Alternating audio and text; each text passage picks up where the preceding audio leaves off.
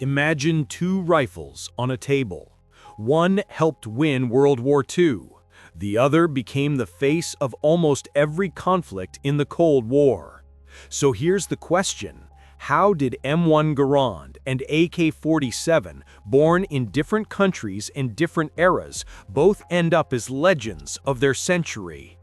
The crazy part is, they don't just fire bullets, they fire stories.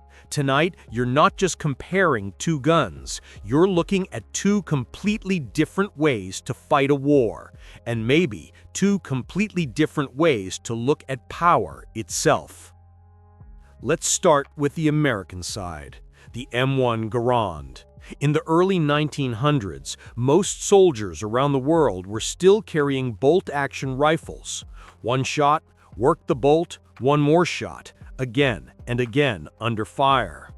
The United States wanted something faster, something that could put more lead downrange without turning every reload into a mini ritual. At Springfield Armory, an engineer named John Garand spent years experimenting with designs until, in 1936, the U.S. finally adopted his creation, the semi-automatic caliber .30 M1 rifle, the M1 Garand.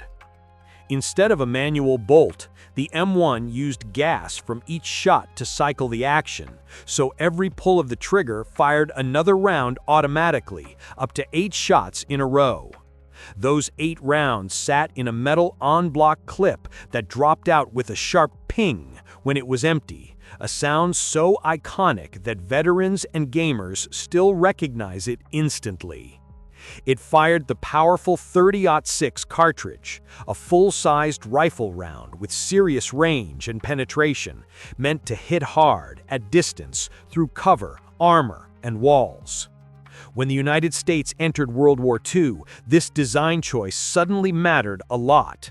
American infantry could fire rapid, aimed shots just by pulling the trigger, while many German and Japanese soldiers still worked bolt-action rifles that required a full motion between each shot. That meant more firepower at the squad level, more chances to win every tiny, brutal gunfight in hedgerows, cities, and forests. Some commanders later called the M1 Garand the greatest battle implement ever devised because it multiplied what a single soldier could do compared to the old generation of rifles. From North Africa to Sicily, from Normandy to the Battle of the Bulge, the M1 became part of the visual language of the American soldier. A long wooden stock, a metal receiver, and that signature clip ejecting with a ping when the last round left the barrel. It didn't retire after 1945 either. It went on to fight in Korea and even showed up in the early years of the Vietnam War and other Cold War hotspots. For many U.S. troops, this rifle was more than a tool. It was the thing you trusted when everything else around you was chaos. Now, let's jump across the world and a decade forward. World War II is over, but the next global struggle is already forming. Instead of ruined European cities, think of a country trying to rebuild from massive destruction and planning for the next possible war, the Soviet Union. Soviet commanders had seen what automatic and semi-automatic weapons could do in close combat, city fighting, and forests on the Eastern Front. They wanted something that combined the range and punch of a rifle with the controllability and volume of fire of a submachine gun, something a conscript could learn quickly and keep running in terrible conditions. A young tank sergeant named Mikhail Kalashnikov was recovering from wounds when, according to the story, he started sketching designs for a new kind of rifle he wished Soviet soldiers had had in battle. Over several years, Soviet engineers and design teams refined concepts until, in 1947, the result was accepted. Automat Kalashnikova 1947, the AK-47. It used a gas-operated system with a rotating bolt, feeding from a curved 30-round magazine, and fired a new intermediate cartridge, 7.62 by 39 millimeters, less powerful than full-size rifle rounds like .30-06, but much more controllable in automatic fire. Where the Garand was a relatively complex, precisely machined semi-auto, the AK-47 was designed to be brutally simple, tolerant of dirt, mud, sand, and rough handling. Big clearances, sturdy parts, and easy field stripping meant that, in practice, it would often keep running in places where more delicate rifles might choke. It was built not just for one army, but, very quickly, for many armies, and not just for professional soldiers, but for militia, insurgents, and irregular forces around the world. During the Cold War, AK-type rifles spread everywhere. The Soviet Union and its allies licensed production, shipped millions of rifles and parts to friendly regimes, and inspired countless legal and illegal copies. From Vietnam and Afghanistan to Angola and Central America, the silhouette of the AK, that curved magazine, that stamped or milled receiver, appeared on both sides of propaganda posters, news footage, and later on, in music videos and films. By some estimates, tens of millions of AK-patterned rifles have been produced, making it one of the most numerous firearms ever made. So how do you compare these two? One, a heavy, full-power semi-automatic battle rifle of the 1940s. The other, a lighter, automatic assault rifle of the late 1940s and 50s. The M1 Garand fires a full-sized 30-06 round, delivering high energy and long-range performance, suitable for open battlefields and long lines of sight. Its 8-round clip limits capacity but keeps the weapon balanced, and its semi-auto action gives a huge edge over older bolt-action rifles, while still encouraging deliberate, aimed fire. It fits perfectly into the doctrine of massed infantry backed by artillery, armor, and air power, fighting set-piece battles against other organized armies. The AK-47, by contrast, fires a shorter intermediate cartridge and is built from the ground up to support automatic fire, controlled bursts, and rapid follow-up shots in close and medium-range engagements. Its 30-round magazines, rugged construction, and easy handling fit a world of ambushes, guerrilla warfare, rapid strikes, and urban or jungle combat, where flexibility and volume of fire can matter more than perfect long-range accuracy. It's the rifle of proxy wars, insurgencies, and shifting front lines, rather than formal trenches and beaches. If you like metaphors, the Garand is a sledgehammer. Big, heavy hits at distance, swung by a trained professional. The AK is a power tool, not as elegant, but fast, forgiving, and dangerous in almost anyone's hands.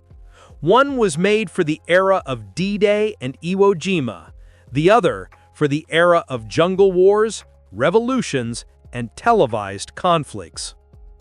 Now let's talk culture, because these rifles didn't stop at the edge of the battlefield. They moved into movies, games, and even memes.